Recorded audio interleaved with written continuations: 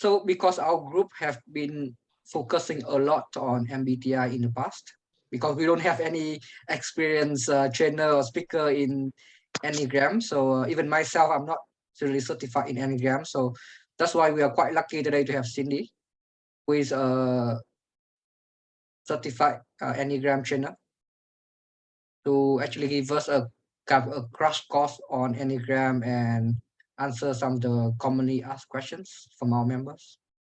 So yeah, pass to you, Cindy.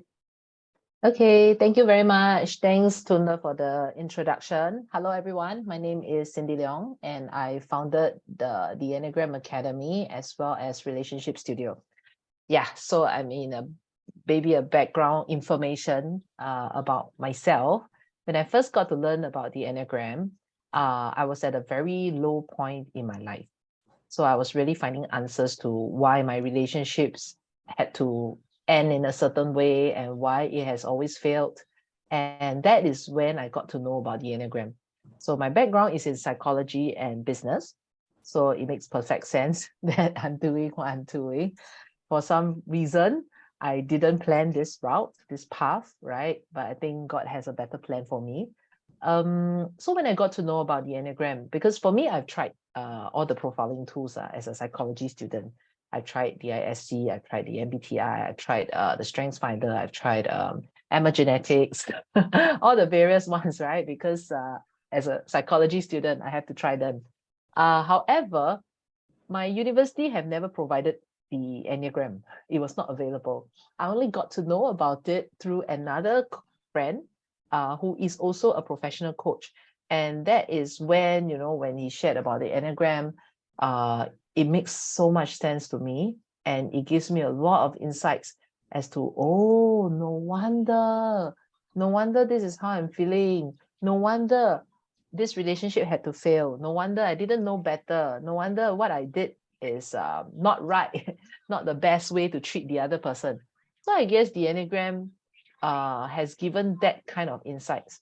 Okay, so without further ado, let me just jump into the content that I kind of have prepared, like what to answer your queries, right?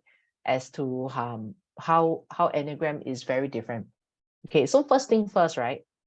If you have a look at the Enneagram diagram, it doesn't have a box. So it doesn't put people in a box. I think the very first concern with most people is that, why is it putting people in the box, right? Are all these personality profiling trying to group people into boxes, or are people just so simple? Humans are complex, right? How can you put people in the box? So when I got to know about the Enneagram, you realize there is no box. So first thing first, every Enneagram type is equal. They have their strengths, they have their weaknesses, and the best part, you see that they are all on the round table. That means no one type is more superior. Every type contributes to the team. Every type contributes to nation building. Every type contributes to the family. So every type has something to learn from everyone.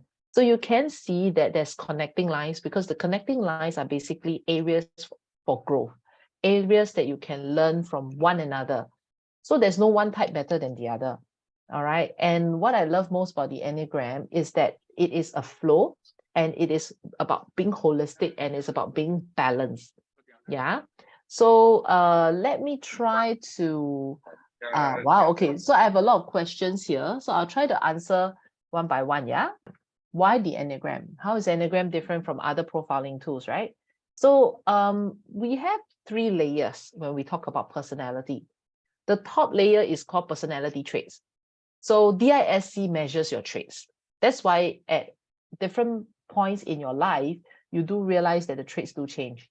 Your dominant traits do change based on environmental factors, due to work, to family, due to what is demanded of you in your life stages, right? So traits do change, okay?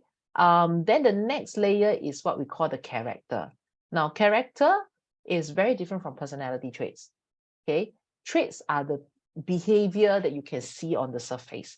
Character has got more moral connotation on what is right, what is wrong, what is black, what is white. While personality, there's no right or wrong. There's nothing right or wrong about being introverted or extroverted. There's no right or wrong about being adventurous or being very cautious or guarded. So there is no right or wrong to personality traits. But there is one thing called the appropriateness. Appropriateness. That means, are you exhibiting the trait at the right time, at the appropriate time? Is it the right time for the right behavior? Because sometimes when you're not doing the right thing at the right time, you get into trouble, right? So there's nothing right or wrong about traits, but for character, there is some moral connotation of black and white. Now, the last layer we are talking about here is ego structure. Now, ego structure is about what is the core motivation? What is the worldview? How do you see the world? How do you see life? How do you perceive the same thing that I give to you? Do you see this as an opportunity or do you see this as a threat, right? And what are your unconscious impulse? So Enneagram actually measures this part, the core motivation. So it answers the question, why? Why did you do that? Why did you feel uncomfortable? Why did you feel that way? So there is that big why. So most profiling tools, they kind of measure, you do this, you are like that, but it doesn't tell you why you're like that. So different Enneagram types, they can exhibit the same traits, but different motivation. Okay, different motivation. I give you one very obvious example. So these are the 9 types, right? 9 types, they have 9 different needs. So you can see the need to be perfect, the need to be needed, the need to succeed, the need to be special, right? The need to perceive, the need for security, the need to avoid pain, the need to control, and the need to avoid conflict. So these are the fundamental needs of the 9 types. And they do share similar behaviors sometimes, but it's all different motivation. Let me give you one example. Like type 2, the helper, they have difficulty saying no. All right, a few types have difficulty saying no. Type 2 find it difficult to say no because there's a need to be needed. I want you to like me. I need you to need me so that I feel a sense of existence. Okay, and that has got to do with self-identity. So type 2's identity is built on their ability to help others. So because of that, they find it hard to say no, because if I say no, right, you may not like me, you won't need me again. So that's for 2. But type 9, the need to avoid conflict, also find it hard to say no. But the reason is not about liking me. In fact, type 9 will tell you, I don't need people to like me. Neutral is fine, but don't dislike me lah. Neutral is fine. Okay, so 9 has a different baseline, and type 9, they find it hard to say no because they have a need to avoid conflict. So it's about keeping the peace. If they say no, it may lead to conflict, which may make them feel really uncomfortable. And over here it says body center, right? So your Enneagram type is also split up into 3 portions. So this 891, type 891, they are body centered people. Which means when there's conflict, right, for type 9, their body will react. Their body just feels very uncomfortable. And so if you happen to know a type 1 or you have a conversation with a type 9, they will tell you whenever someone raised their voice, when somebody gave a black face, when someone, it's like signs of conflict arising, they are very sensitive to that and they will feel uncomfortable in their body. They will be able to describe that. So these are some panel discussions we usually have in our 2-day class to get the different types to describe themselves. You don't even need to know the Enneagram. You just need to describe what you know about yourself, right? And you will realize it fits into the Enneagram framework. So 9, find it hard to say no because don't want any conflict. Now, type 3 also can find it hard to say no. They are the achiever, the need to succeed, right? So when they say no, it implies they are not competent, they are not capable enough. So type 3 also find it hard to say no because they don't want to appear incompetent. Yeah, see? So the different types, I just gave the example, the 2, the 9, the 3, they do have difficulty saying no. It's the same behavior, but it's out of a different motivation.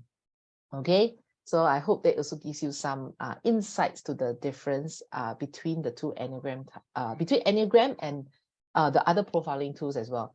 So it gives you the big why. And also you talk about, example, horoscope. A lot of people like to ask about horoscope. And the thing is, personally, I have good friends or dated or even my current husband, right, is also a Taurus. And they always say Taurus are very stubborn. Then when I get to look at the Enneagram chart again, okay, all my good friends, my husband, my ex, who are Tauruses, they are all different Enneagram types. They are type 8, they are type 9, type 1, type 3, type 6, type 7. So all the different types. And then they are all Taurus and they are all stubborn. And then guess what? I now realize every Enneagram type, they are stubborn. They are just stubborn about different things. So go back to the same thing, same behavior, different motivation. So for example, type 3 can be very stubborn about getting to the end goal, achieving the end goal, right? Type 6 can also be very stubborn in terms of trusting people because they can be pretty skeptical. Type 8 also can be very stubborn, especially when it comes to control. Okay, so type 9, they are stubborn and they're stubborn about not moving, not taking action. So it's also a form of stubborn, right? So 9 types, they are all stubborn about different things. And let's talk about perfectionistic.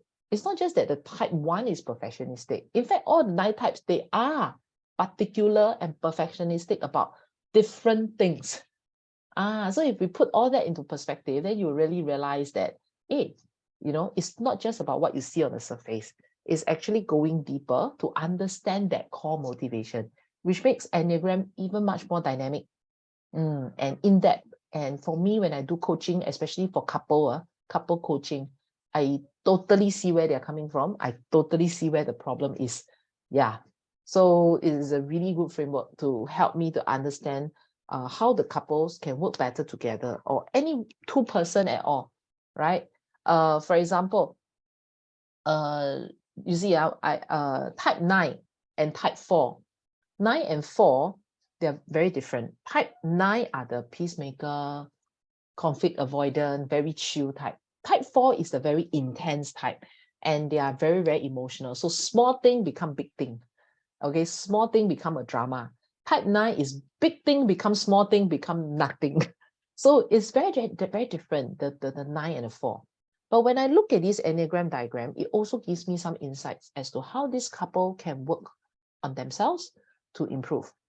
So the Enneagram framework doesn't just tell you your motivation, it also tells you what is your growth direction. So example, if I'm a type 9, okay, if you can see my drawing, if I'm a type 9, I need to develop traits of my neighboring type, which is 1 and 8, positive traits, and also my connecting lines, which is 3 and 6. So that is the part for personal growth. That means, how do you adopt the traits of these 4 to cover up the blind spot of your core type? Okay, so this is how the framework works. Now, then I also have type 4, right? Type 4, which is the other half. Type 4 have to grow the neighboring types, which is the 5 and the 3. Then you see, hey, there is an overlapping at 3. And then the 4 also have to grow the connecting lines, which is the 1 and the 2. Then you see, hey, there's also overlapping at 1. So that is how, as a relationship coach, right, I could actually just tell them, okay, look, this is the part to work on. 2 of you, please work on moving towards 1. So you can have some boundaries, you can set some SOP, you can set some routine to manage this relationship better. Both of you should also move towards 3 as you grow and learn to be more 3. Develop the positive traits of 3, and then both of you also meet there. So it talks about growth. It promotes growth in the relationship, and it also talks about meeting at the middle ground. Yeah, so this is how when I use this framework, when I coach couple, it is very, very clear. I know what exactly is the advice that I can give, what exactly the coaching need to work on, what exactly the guy need to work on, what exactly the girl need to work on. It is very straightforward. Yeah, so that's one. Okay, let me also try to answer some of the questions. Yeah, so now you can see what's the difference between Enneagram and other profiling tools. Most profiling tools, they kind of describe what you are like, which is the personality traits. But the Enneagram actually goes deeper to talk about why you are being like that. Okay, so I hope that answers the question. Another question, how can I use the Enneagram to work with new prospect or my leads or for my business? Now, personally, as a business owner, as a leader, as a team leader, as an entrepreneur, as a relationship coach, as a mother of two, as a wife to my husband, as a daughter, I actually have many, many, many roles, right? I wear many, many hats. I find it extremely useful in managing a team.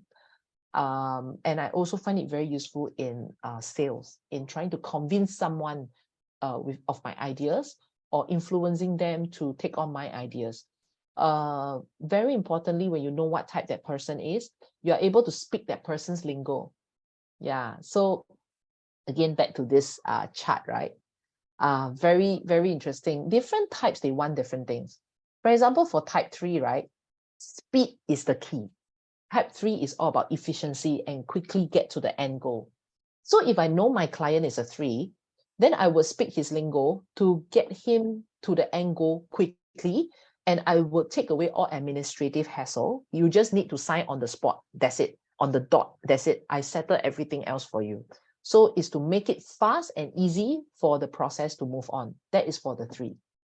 Okay. However, if you are a type 6, which is the loyalist, the need for security. Now, the traits of a type 6, the strengths of a type 6 is that you're very careful.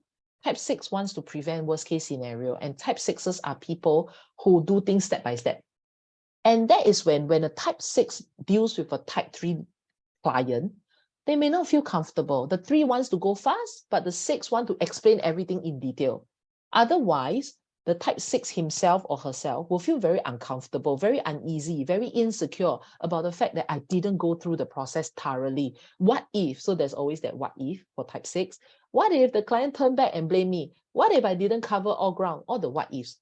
And by the time you handle all the what ifs, you already lost a client because the type 3 have no time for all this. And type 3 have no patience for all this. So that is when, if you know, you are, example, a 6. This one, true story. It happens to my colleague. My colleague is a 3. She heard about an insurance policy from a 3 as well. So 3 and 3, they speak the same lingo. So in 10 minutes, she understood what the product was and she wanted to buy. However, she remembered that, hey, you know, there is a friend that she wanted to support and the friend is a type 6.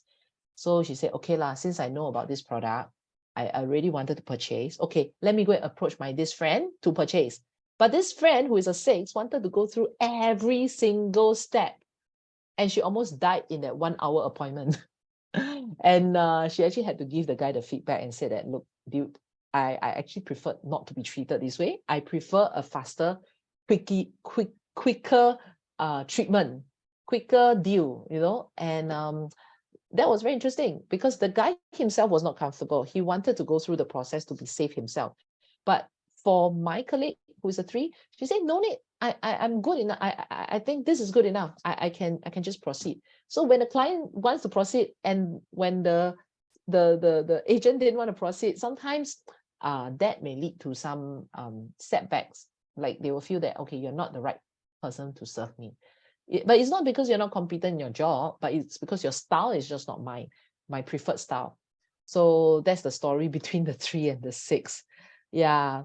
And likewise, I mean, the flip side is also true, right? If you are the 3 and you tend to want to go quickly, and then you know your client is a 6 who are very careful. They are the ones that will read terms and condition. They are the ones that will read all the fine prints because they are very careful people. And if you just want to go fast, you again might lose this client because they feel that you just want to pull a fast one, right? So, so now you can see how understanding the types of each other does help in terms of relationship building and also in your business. Yeah, increasing your closing rates, in increasing your success rate in influencing someone or getting the buy-in of somebody. Okay. Okay, moving on. Next question. How can and understanding the Enneagram help me in my relationships? Wow, that's a lot. You know, as a wife and as a mother, I think no relationship is more important than your husband's, you know, your relationship with your spouse and the children and the family, parents, right? And I see that Enneagram is very helpful in helping me speak their lingo and helping me have more empathy towards them. Because for me, I would think this is very easy. What? How come you can't do it? Maybe for me, it's easy, but for someone else, it's difficult. And because I have no understanding about how difficult it is for the other person, I will be using my ruler to measure the other person, my standard to measure the other person. And for the person to make some progress. Maybe to me it's from 0 to 20. Can you do a bit more to 50 or to 100? Not. But maybe to them, right, from 0 to 20 is really a lot of effort from them. Actually, at this point in time, I should appreciate them more and say the thank you and validate their efforts. But maybe if I cannot see that as an effort, I will use my standard to measure this person and say that it's still not good enough, still not good enough. You need to be at 100 in order to, be loved by me, in order to get my trust. So that might not be not very helpful for relationship building. Yeah, so I hope that gives you some insights as well, how understanding the Enneagram can help you in relationship building, speaking their lingo, understanding where they're coming from, having empathy, and most importantly, right, is growing together as a couple, growing together as a family, growing together as, parent and child, because we all grow. Yeah, and of course, as parent, hopefully you have a higher mastery of yourself, because when you don't have higher mastery, you tend to show your weaknesses and it's very glaring. And that sometimes may not be very helpful for the kids. Yeah. So, okay, move on. Let's see. How accurate is it in relating to a person's character? Okay, going back to this, just now I showed the slides about, this one. So remember, Enneagram doesn't measure character, because character is a moral connotation of right and wrong. In fact, Enneagram talks a bit about personality traits, of course, and we have the traits of all the types, but we actually measure ego structure. When we talk about Enneagram, we are actually measuring this part, the ego structure, the why do you do the things that you do. And how accurate is super accurate. It tells you things that no one ever tells you about yourself and you know it's true. It tells you things that you even feel embarrassed to let people know about yourself. But it's important because that helps you to be more authentic with yourself. Yeah.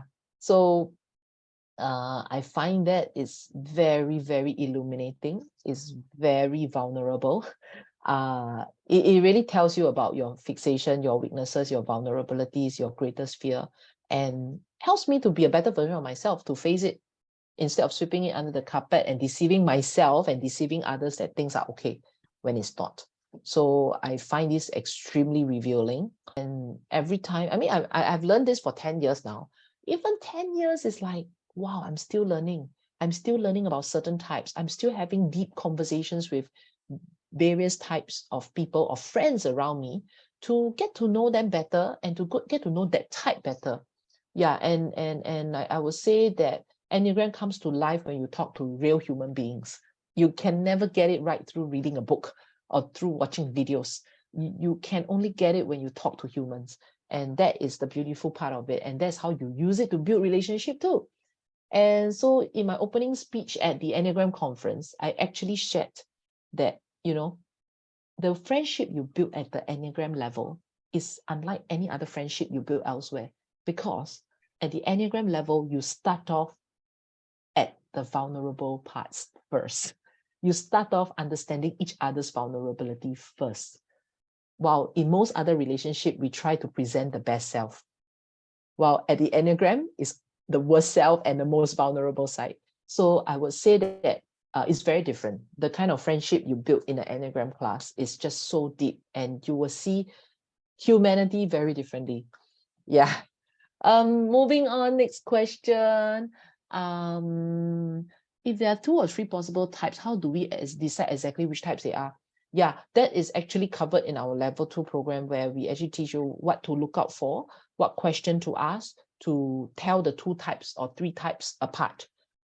It's actually very exciting because there's so many permutations, right? There are 9 types, and how can you tell them apart, right? There are so many permutations.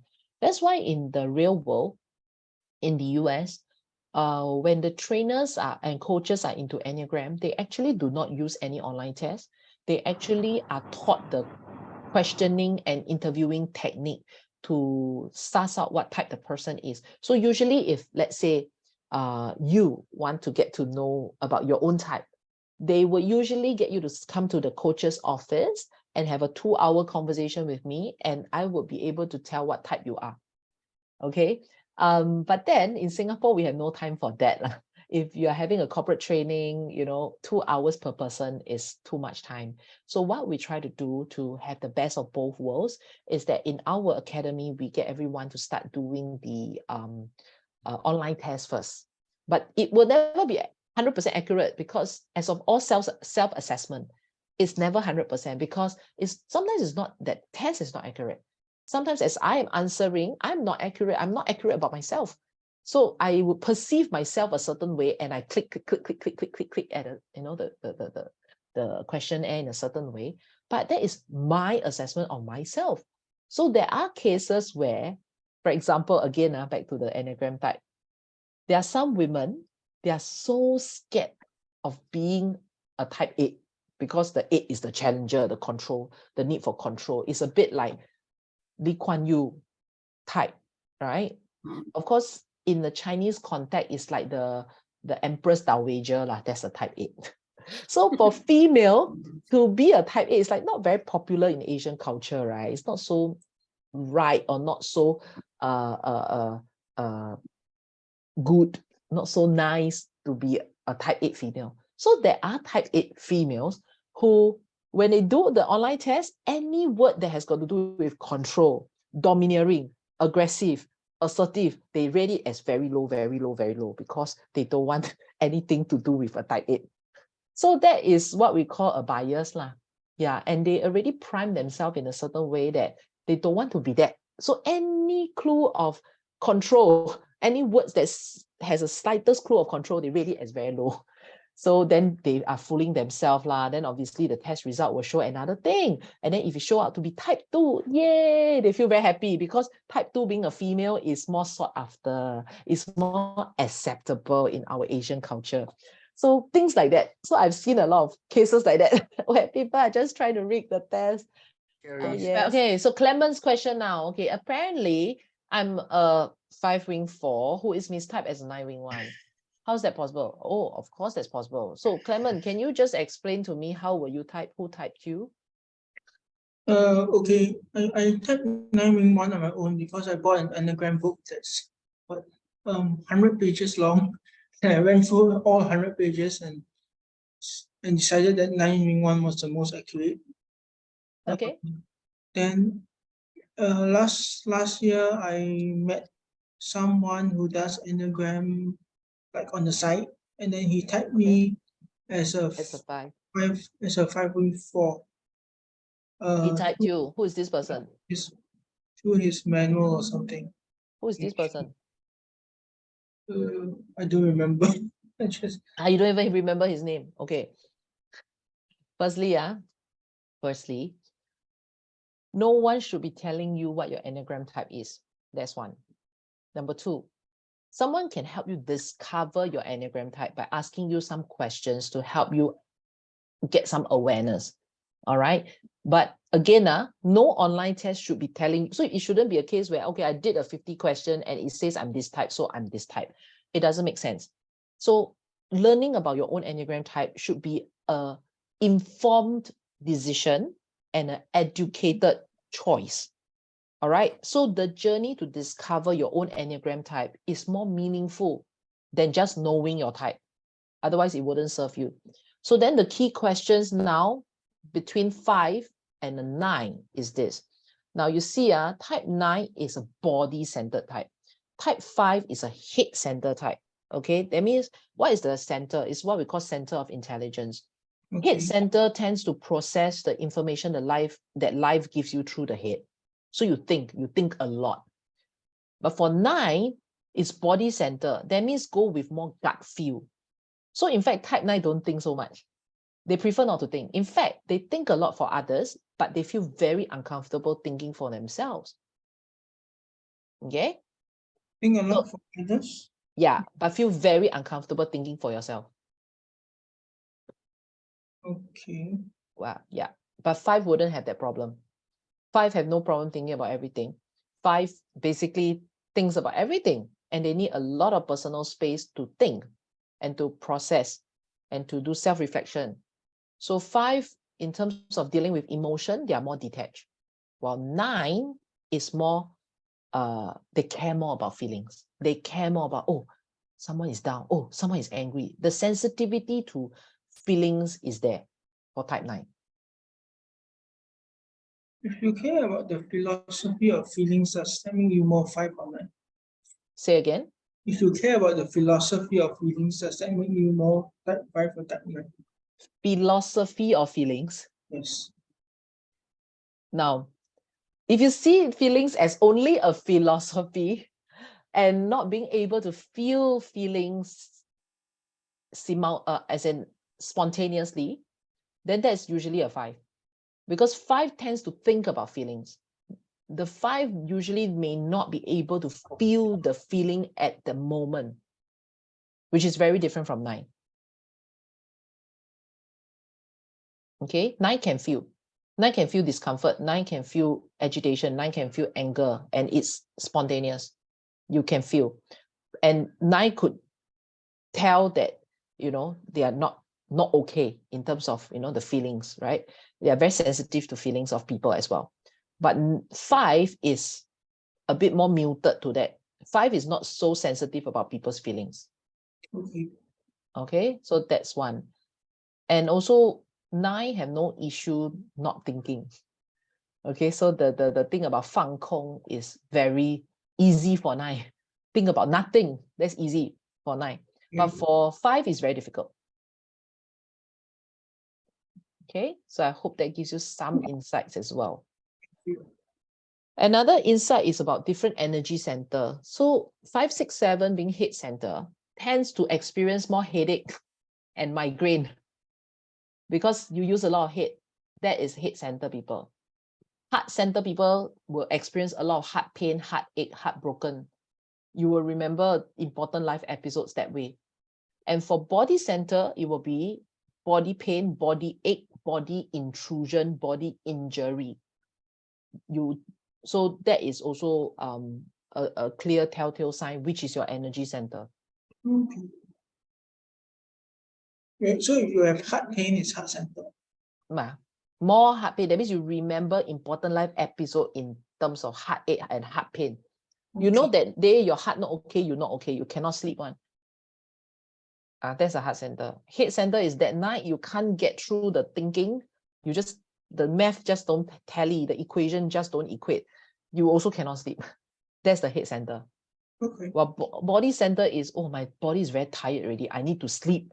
So the body center will have this off button to sleep immediately. That is the body center. Okay, thanks. Okay, so I hope you found your answer. Sorry, yeah. My question is, why is it that a person should develop areas that are beside and connecting line? Is it because the areas allow for balance? Yes. That means the strengths of these neighboring types and connecting lines actually cover the blind spot of your core type. I give you an example, like type 9, the peacemaker, the need to avoid conflict. So they usually go along to get along. If you ask them what they want to eat, anything. What you want to do? Anything. Generally very easygoing. So the blind spot is you cannot always be so easygoing. There are times where you need to make up your mind, you need to make a stand, you need to speak up, you need to stand up for yourself. So that is when they develop the strength of a type 8, right? To take control of situation, to say no when it's not acceptable, right? They learn from the 1 to be more principled, more routine, draw boundaries so that people will not take advantage of you, right? So that 2 neighboring types, the strengths of these 2 already cover the blind spot of the type 9 for being so easygoing and go with the flow, right? And then the 3 and the 6, the strengths of 3 and 6 is that 3 is about getting things done, achieving your goal. So instead of procrastinating, which is a blind spot of a 9, they get into action, right? And the 6 is about planning in advance, planning for worst case scenario, learning to scrutinize what people say instead of believing in everything at face value. So that is the 6, instead of just going with the flow. Sometimes The 6, they need to develop the strengths of the 6 to help them to scrutinize things a bit, to question things a bit, yeah, before, agreeing, okay, instead of going with the flow too much. So that actually covers up the blind spots of the type 9. Okay. So question, let's go back to the question again. Ellen asked, okay, does this work well with marketing? Marketing, do you mean sales? Like, marketing, like mass marketing, running Facebook ads to people, Yeah. identifying. Yeah, okay, you get it. Certain types. Okay, got it. Yes, I know. So understand that is something that we have been working with some marketing agencies as well, like how to word your advertisement to appeal to certain types, right? So if let's say you want to appeal to type 3, and 3 is always about efficiency and speed, then you have to use the lingo lah. It's like the fastest way, the shortcut, the most efficient way to do something. So I remember one person actually made this error, one of my friends, who tried to teach people about SEO. And then the choice of words was not appealing to type 3, even though the person is trying to sell to 3. The word is have deeper insights and deeper mastery into SEO or something like that. And when the type 3 sees words like that, actually 3s will naturally not be interested, because deep means a lot of knowledge, a lot of time needed. And for someone who wants it fast, that's not their lingo. So I said, when you word it like that, you only attract the type 5, because the 5s will naturally be interested in deep mastery and to know how the system works, rather than, okay, it works. 3 just need to know it works. Sometimes don't really need to know how it works, But for 5 is how this process works and what is the validity of this process. 5s are more interested in that. So know which audience you are marketing to. You use certain words to speak to them. Yes. Thanks for that question, Ellen. Thank you. Next question. Is there a quick way to type myself, right? Typing someone is not so quick, by the way. Otherwise, I wouldn't say you have to sit in the coach's office for about 2 hours. However, there's a quick, fun way we could do, which we usually have this set of cards. We call that the typing cards. So what is the typing cards? Wait, let me try to dig it. Yeah, so it's a set of 9 cards. Okay, it's a set of 9 cards. We try to play this at an event just for fun, just quick fun, to roughly help the person know, okay, roughly what type you might be. But this is never as accurate. I'll just say it's about 60% accurate. It is fun as a fringe activity at dinner and dance, instead of consulting someone with tarot card reading, is now Enneagram card reading. And because as a relationship coach, right, and love coach, right, I can, when I know your type, right, I can kind of predict what was your past relationship pattern and relationship failure, and what you need to do to be better in relationship building. So yeah, that's just for fun during events. However, if you just want a quick type, right, usually it's not as accurate. Like I say, the journey to discover your type is much more meaningful than just knowing the type. Yeah, so it's good to do some self-observation and self-check, self-awareness to discover your type. Yeah, I think some quick ways to do some reflection is really to ask yourself, what are some of the vicious cycle you have been in, relationship challenges you have been in, what are they like? And that will also be good to help you uncover your Enneagram type as well. Yeah. Okay, moving on. So how can we know which number we are? You can choose to do a online test, obviously. That's the faster way. Or you can go through a 2-day program with us, or talk to a trained coach, a trained coach. Now, let's talk about trained coach. Now, in Singapore, obviously, a lot of people learn the Enneagram. I mean, some are our graduates, which, yeah, we are proud of them. But then it is very, very, very important to find someone that is International Enneagram Association certified or accredited one, because to get that accreditation is not easy. Okay, they do need 2 practitioners that are already currently an accredited professional to write a referral letter for them, so that they can be certified. So it's not so simple where you just pay some money to attend a course and you can be certified, or you call yourself a certified Enneagram coach, right? It's not that.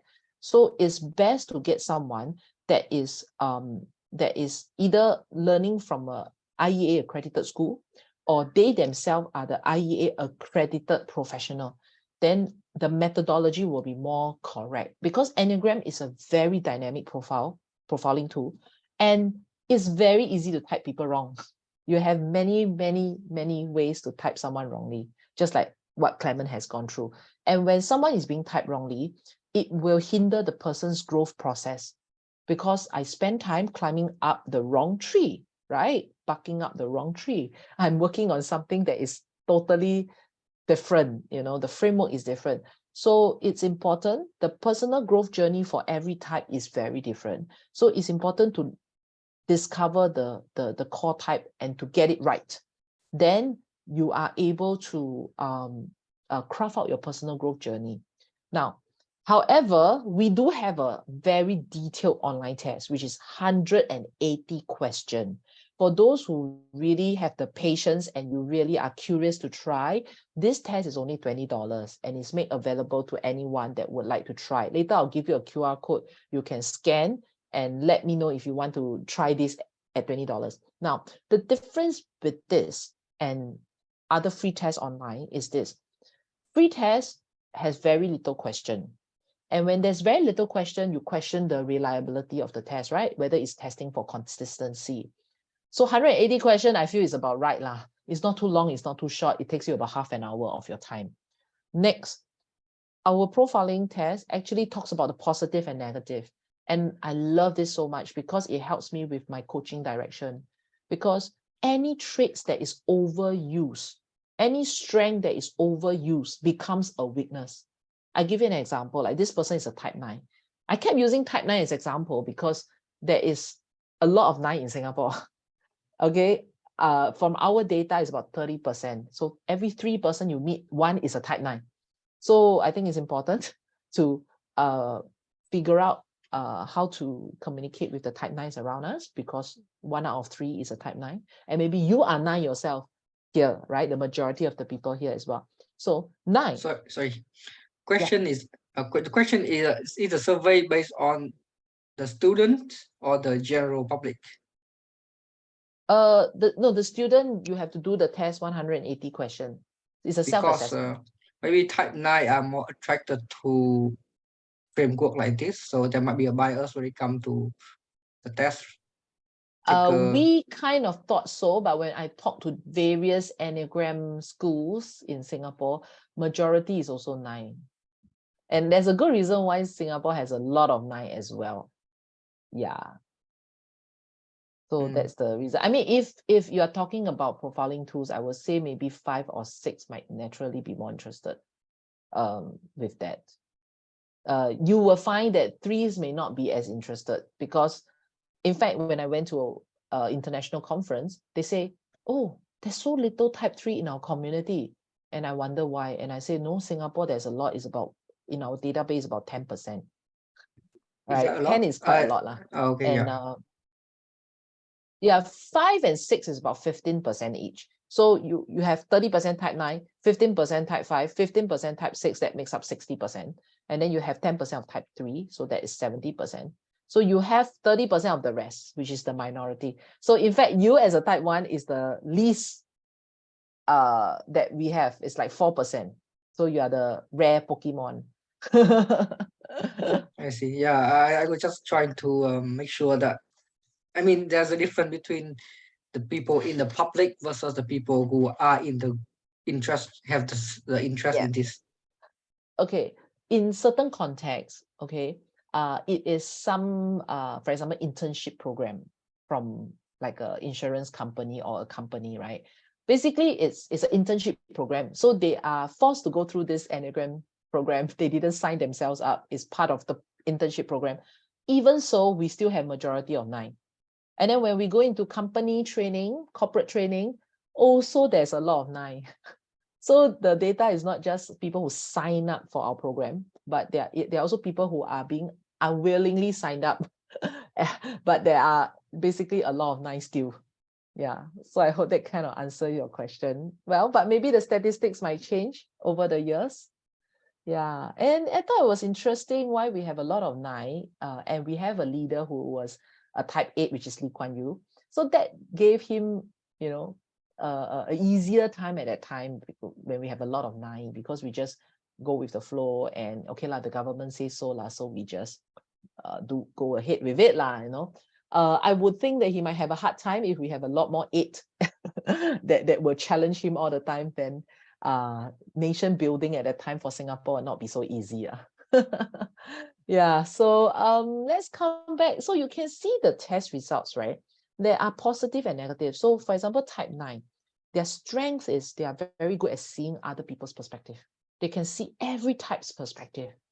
But the flip side is they may not see their own perspective. Type 9, they can be very inclusive. They are very accepting. But when they overdo it, they become overly accommodating, which is no good. So over here, the test actually reflects which are the positive traits you have, what are the negative that are too high that can be reduced, and what are the positive traits, like for example, this person, the type 2 traits is very low, like single digit. So these are areas for self-improvement for this person. Yeah, you need to up your 2 some more. Yeah, otherwise, not holistic enough. Yeah. And also here, this 27 numbers actually gives me a lot of insights about the person. With the 27 numbers, I could read stories about this person. And I can see where the areas for growth and what are the possible relationship challenge. So sometimes people, they come for the report analysis session, they will be like, wow, very scary. It feels like I'm seeing a fortune teller. But yeah, that is how revealing the Enneagram is. Yeah, that's just something for you to know. So how to read these 27 scores? We teach this only at level 2 for people who are going for the coaching certification, who are keen to use this as a coaching framework.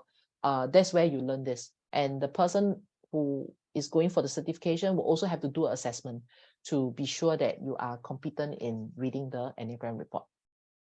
Okay, next question. Elizabeth asks, I find that 5 and 6 is hard to differentiate because they're quiet, thinking a lot, and logical, and both need a lot of information and thinking a lot. That's true. Anyway, to distinguish them, yes, this is something we teach in level 1.5, which is the next level from the basic level. We actually have this segment called same, but different, which means 2 types may look the same on the surface, like what you said, but they're actually very different at core. 5 are generally more detached with emotion, while 6 always have a lot of anxiety running on the back end. 5 are less relational. They are more topical. They connect on topics that they are interested in. But 6, they are more relational. So once you gain their trust, you are forever in. And therefore, after that, whatever you tell them, they will believe you. They would they would treat you very differently once you cross that hurdle. While 5 doesn't have that. Usually 5 have very high boundaries, and the need for personal space will be much more than 6. 5 generally find that people do drain them, while 6, they tend to go to their trustworthy allies to, seek security and seek affirmation. Yeah, so very different. One is more task focused, one is more relational. Yes, you are right. On the surface, they may seem similar, but deep inside, if you were to ask them the right question and you observe for the right things, you can see one is cold, one is warm. Yeah, 5 is more cold, 6 is more warm. 6 is more sensitive to people's feelings and they have more anxiety, while 5 is less so. So they are so poker face that sometimes you couldn't tell also. So that's the core difference between the 5 and the 6. And of course, you want to learn deeper, study this on a real human being. So in the typical same but different, we actually put a 5 and a 6 sitting beside each other, and we will ask them same set of questions, and you would see how they answer it differently, and you can see, straight away the difference is very obvious when they are seated side by side. Yeah, and that is when we put them in the classroom seating and we put them under microscope lah. So that setup is really to study the difference more in depth. That is in level 1.5. Okay, which is the most imaginative type? Now, if you're just talking about core type, obviously the straightforward answer is usually the core 4 and the core 7 are the more imaginative type. However, it doesn't mean it's only the type that it can be imaginative. Okay, if the person is another type, another core type, but they do have high score, okay, on the 4 and the 7, they can also be very imaginative. In fact, 5 sometimes also can be very imaginative, but the things that they imagine is more practical as compared to 4. 4 can be like more fantasy, but 5, when they imagine things, they are usually imagining things like, imagine a better world. How can I simplify processes and automate processes to make things simpler for everyone? So that is when you get Bill Gates, you have Steve Jobs, you have Elon Musk, yeah, and you have Mark Zuckerberg. They are all the tech people. So they are 5s. And yeah, they're imaginative, but it's in a different form. Yeah. Okay, so I hope that answers your question. So you do realize, right? Sometimes Enneagram, I don't have a direct answer for you. I usually answer you with a concept, so you understand where that thought process comes from. Okay, sounds like the ultimate aim. You are right, Ellen. The ultimate aim is to have all the positive traits very high as possible, and to have all the negative traits as low as possible. Okay, so it should be like that. But of course, I've seldom seen a report like that. Very seldom, less than 10, in fact, in my last 10 years. Usually the people are usually very old. They've been through a lot in life. They've been through school of hard knocks, that they are able to find that balance in their life. Or they've been through a lot of shit in their life. Okay.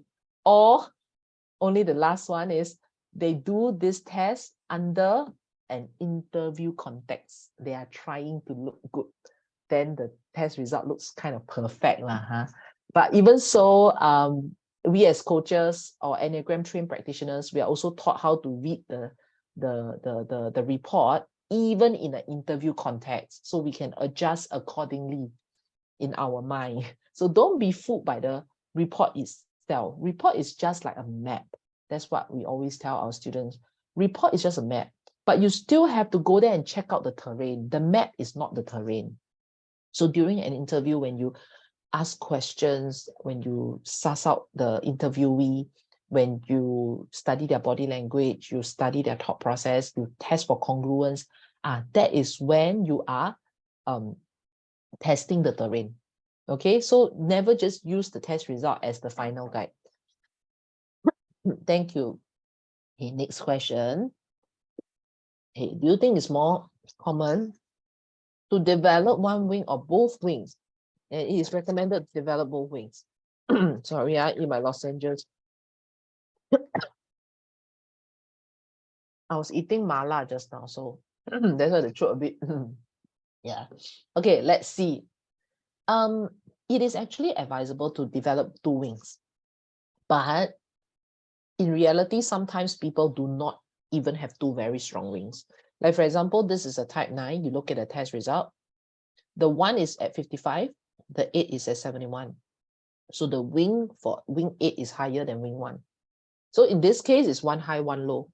But there are cases where 2 are also very low.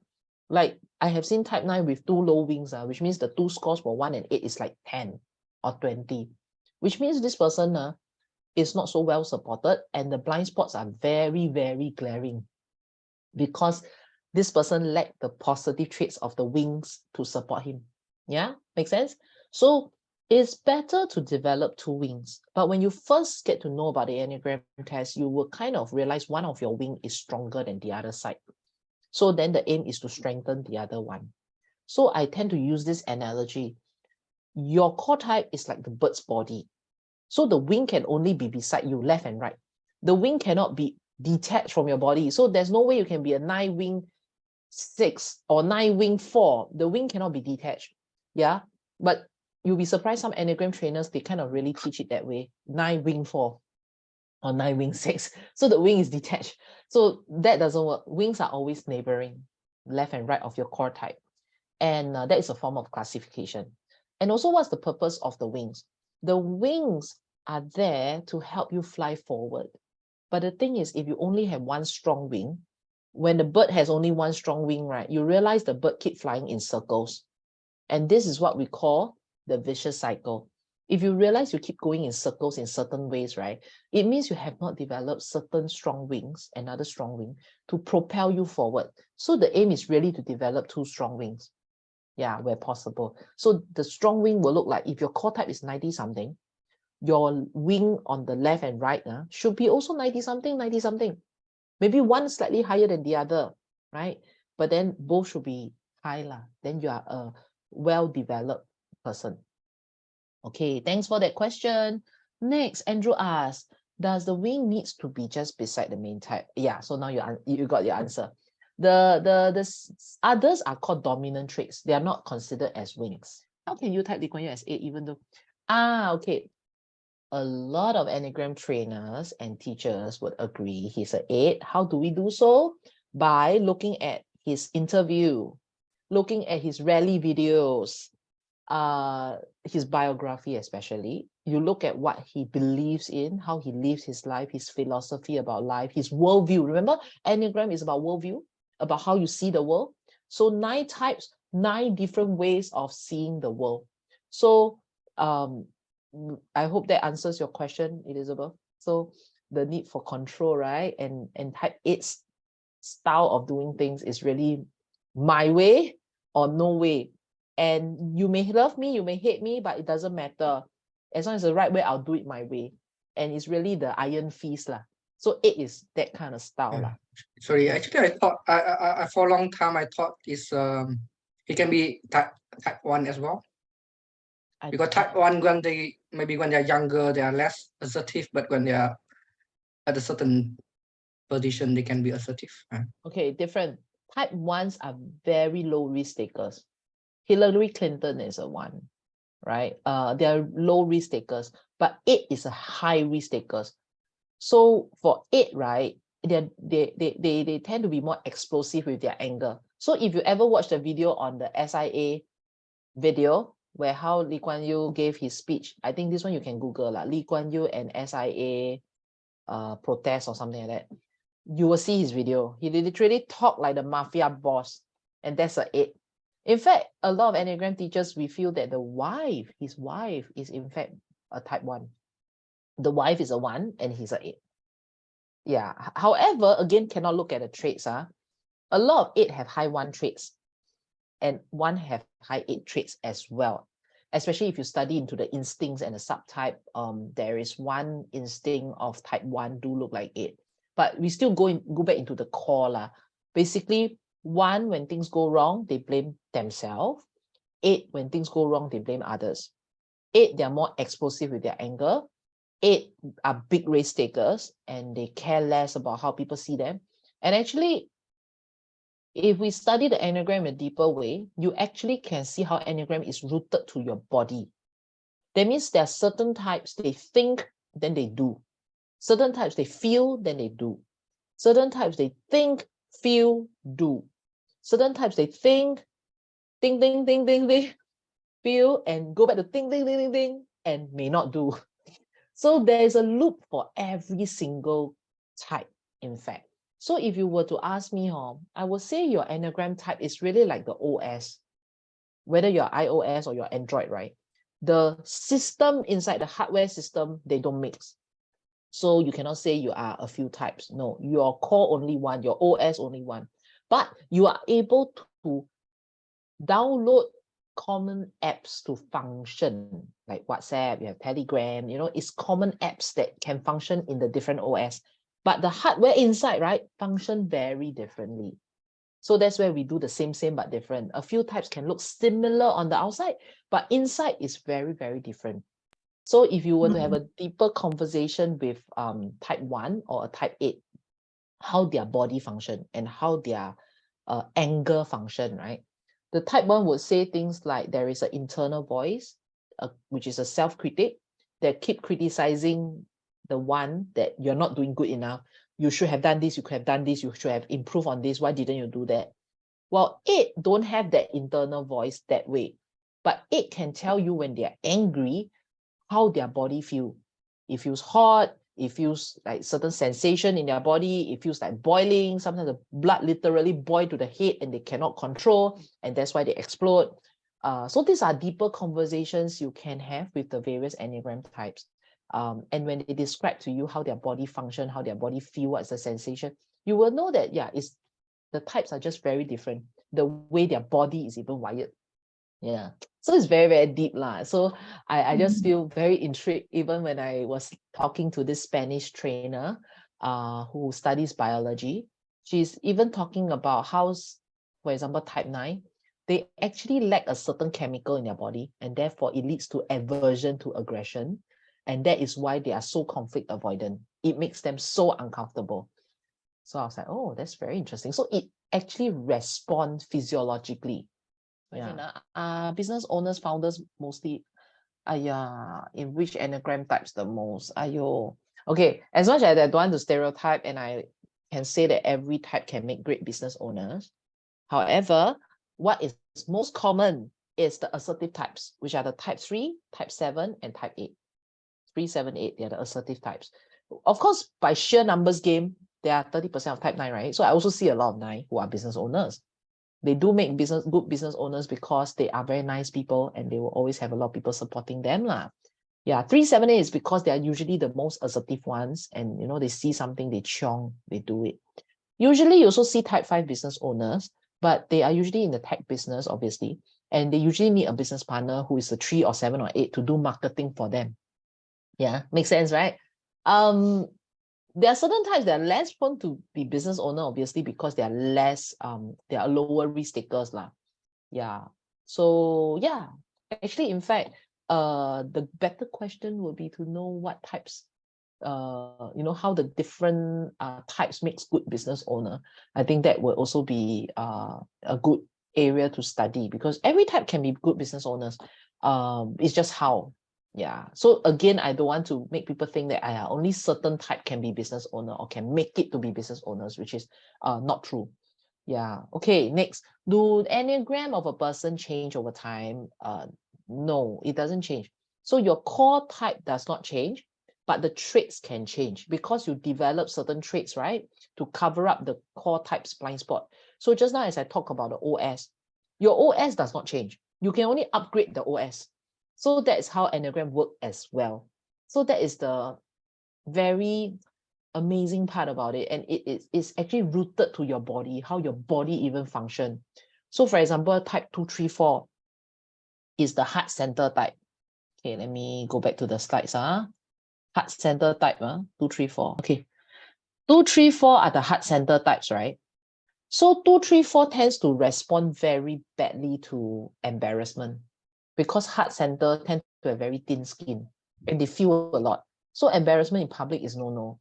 So being a heart center type myself, right, I could clearly remember times where people embarrass me, how I feel, how my body feels, how my face just turns red, and I get emotional about it. And that I cannot control. I even noticed that about myself as a kid. So for those of you who are parents, this is a quick way to type your child based on different energy center, because you can't get your child to talk and tell you something very deeply about themselves, right? But you can always observe their body language, how they process emotions. That gives you some insights as to which zone your child may belong to. Okay, moving on. May I ask, how is it that each type has a positive and negative score? So just now I kind of explained how the score works, right?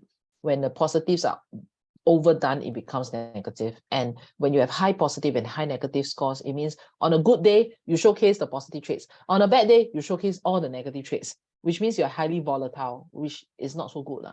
Yeah. The aim is to have high positive and low negative. Yeah. And usually it takes a lot of personal development work and awareness to be able to draw the balance to have high positive and low negative. Yeah. Okay, next question. Clement asks, in the case of MBTI, it is said that sometimes circumstances or mental disability affects the expression of the type. Okay. Even though I try not to go there, but yeah, we do see a lot of cases where, for example, type 7, the enthusiasts, they are the YOLO, you only live once, the happy-go-lucky type. They tend to be a bit more like in school when they were younger, they were kind of mistaken as ADHD because the symptoms look like ADHD, right? They can't sit still. They always need to try something new. They can't concentrate. But actually, they're just type 7. Sometimes they may not even need to be a case of on the spectrum, you know. Of course, autism would be usually the 5 lah. 5 when too much in the head and cannot process emotions. That's the 5. However, what I want to say is this, right? Every type can develop certain mental conditions, not just that type. Like for example, type 1, not just type 1 is OCD. Every type can be OCD as well. Okay, it's just that if you want to draw some sort of correlation, that's the situation we have noticed lah. Actually, that's not really my question. My question is like, let's say we have a type, let's say we have a type 3. How will a type 3 with autism behave differently from a type 3 without autism? Oh, that kind of question, sorry. Yeah, very simple. So then you will see the 5 traits to be very high. If you put into mental condition and all that, right? Sometimes it throws the thing out of spectrum. But we do see that, like for example, autism tends to be the 5 negative traits that is too high. So if it's type 3 that is autism, you do see the 5 traits to be very high as well.